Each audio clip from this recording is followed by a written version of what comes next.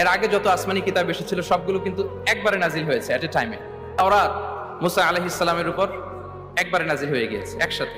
ইনজিল ঈসা আলাইহিস সালামের উপর, জাবুর দাউদ আলাইহিস সালামের উপর একবারে নাজিল হয়েছে। কোরআনও কি একবারে নাজিল হয়েছে? না, 23 বছরে একটু একটু করে নাজমান নাজমান হাসবা হাওয়াইজিল বাশার, মানব জাতির প্রয়োজনের তাগিদে নাজিল হয়েছে।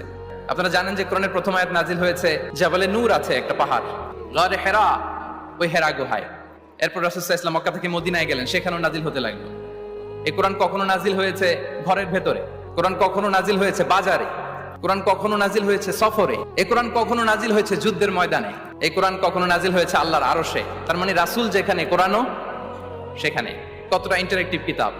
রাসূল সাল্লাল্লাহু আলাইহি ওয়াসাল্লাম তার জীবনে, তার পরিবারে, তার সমাজে, রাষ্ট্র পরিচালনায় যেখানেই তিনি সংকটের মুখোমুখি হয়েছেন, ঠিক তখনই সমাধান নিয়ে হাজির হয়েছে কোরআন।